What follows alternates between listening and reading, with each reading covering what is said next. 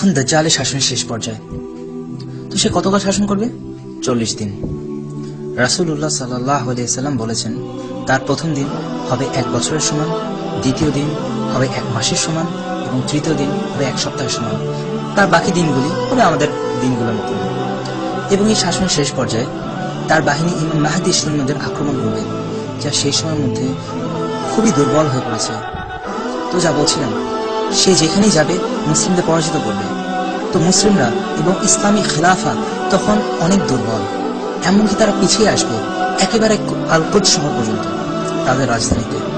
এবং অবশ্যই তো তুমি তো তোমার রাজধানীকেই অন্য সবকিছুর চেয়ে বেশি রক্ষা করার চেষ্টা করবে। ইমাম মাহদী সকল সৈন্যদের আদেশ করবেন আল-কুদস শহরে ফিরে আসতে চূড়ান্ত মোকাবেলার জন্য, খেলাফাকে রক্ষার স্বার্থে। এবং তারা যাবে এবং নিজেদেরকে আল-কুদস শহরে অবরুদ্ধ করবে আল-মাসিহ আদ-দাজ্জালকে প্রবেশ করা থেকে প্রতিহত করার জন্য। তো তারা অপেক্ষার প্রহর গুনছে, এই বিশাল বাহিনী চূড়ান্ত আক্রমণের অপেক্ষায়। ঠিক সেই মুহূর্তে আল্লাহ সুবহানাহু ওয়া তাআলা আসমান থেকে সাহায্য প্রেরণ করবেন, যখন মুসলিমরা তাদের সবচাইতে দুর্বল মুহূর্তে আল্লাহ তার একজন মহান যোদ্ধা, এক মহান সৈনিক প্রেরণ করবেন। তিনি আসমান হতে অবতরণ করবেন। আল্লাহ সুবহানাহু ওয়া তাআলা সর্বশক্তিমান ঈসা বিন মারইয়াম আলাইহিস সালাতু ওয়াস সালামকে পাঠাবেন। তিনি দামেস্ক শহরে অবতরণ করবেন 2 মালাইকার ডানায় ভর দিয়ে। এইভাবেই তিনি নামবেন। এবং রাসূলুল্লাহ সাল্লাল্লাহু আলাইহি ওয়াসাল্লাম আমাদের এও বলেছেন, তিনি দামেস্কের মসজিদের ঠিক কোন মিনারে অবতরণ করবেন।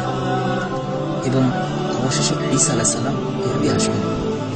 তিনি মুসলিমদের মাঝে আসবেন যখন তারা ফজরের সালাতের জন্য প্রস্তুতি নিচ্ছিল। মুসলিমরা তাদের ইমাম আল মাহদির পিছনে কাতারবদ্ধ হচ্ছিল এবং ঈসা আলাইহিস সালাম এসে কাতারে সামিল হবেন। তিনি এসে প্রথম কাতারেই দাঁড়াবেন। এখন একটু ভাবুন তো, আপনি যদি জামাতে সালাত আদায় করছেন, আপনার ইমাম হচ্ছে ইমাম আল মাহদি এবং হয়তোবা আপনার ঠিক পাশেই দাঁড়িয়ে আছে ঈসা বিন মারইয়াম আলাইহিস সালাম। ইয়া আল্লাহ, কেমনই না হবে, কতই না বরকতপূর্ণ। আমাকে বলুন, কি বা চাবে না এই জামাতে শামিল না হতে? রাসূলুল্লাহ সাল্লাল্লাহু আলাইহি ওয়াসাল্লাম বলেছেন, তোমরা যখন ইমাম মাহদির কথা শুনবে, বরফের উপর দিয়ে হামাগুড়ি দিয়ে হলেও তার সাথে যোগদান করো। বরফের উপর দিয়ে, চিন্তা করুন, বরফের উপর দিয়ে হামাগুড়ি দিয়ে হলেও তার সাথে যোগদান করতে বলেছেন আমাদের প্রিয় নবী সাল্লাল্লাহু আলাইহি ওয়াসাল্লাম। এরপরে কি জানেন তার পিছনে কতজন মুসলিম থাকবে? না, যা ধারণা করছেন ঠিক তা না। কখনোই বেশি সংখ্যক থাকবে না, খুবই অল্প সংখ্যকই তার সাথে থাকবে। এই বরকতপূর্ণ জামাত একসাথে সালাতুল ফজর আদায় করবে।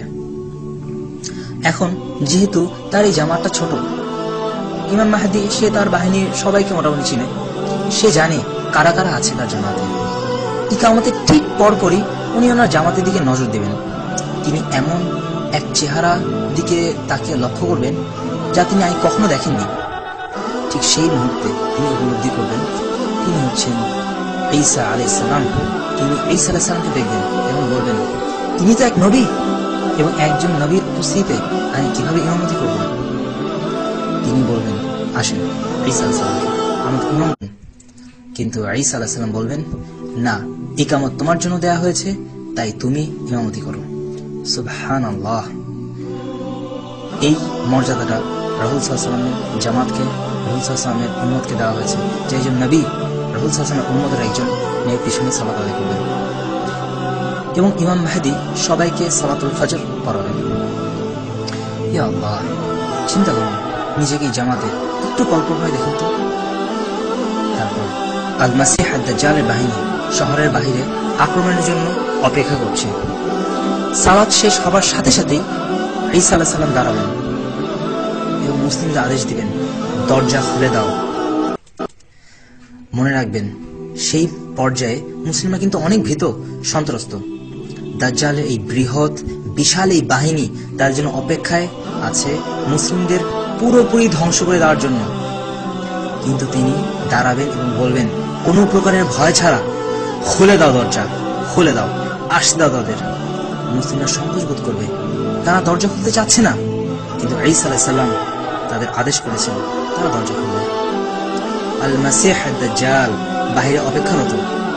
সে যখনই দেখবে ঈসা আলাইহিস সালামকে, সে এমন ভয় ভীত এবং আতঙ্কিত হবে যে সে পিছনে ঘুরে পালানো শুরু করবে। এবং রাসূলুল্লাহ সাল্লাল্লাহু আলাইহি সাল্লাম বলেছেন, সীসা যেভাবে গলে সেইভাবে সে গলে যাবে ভয়ে। চিন্তা করুন, সে এতটাই ভয় পাবে যে সে সীসা গলার মতন গলে যাবে।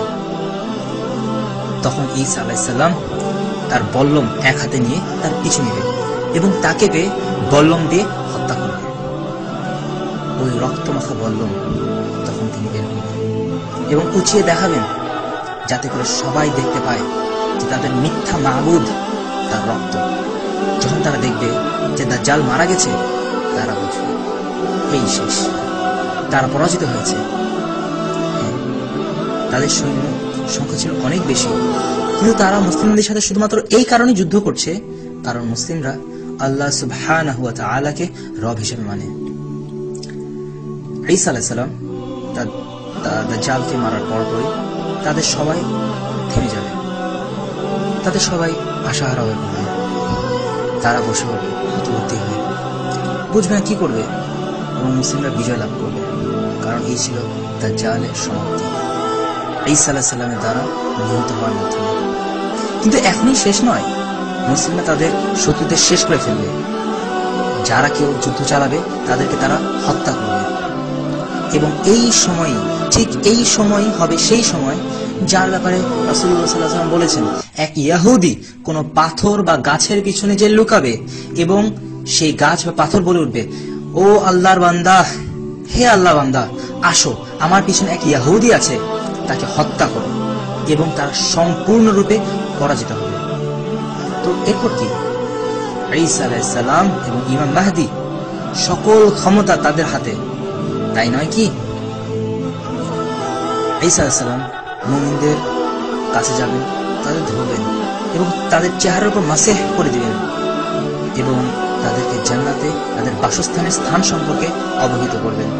আল্লাহু আকবার। তারা দুনিয়াতেই তাদের জান্নাতের জায়গা সম্পর্কে অবহিত হবে। কতই না বরকতময় তাদের অবস্থা।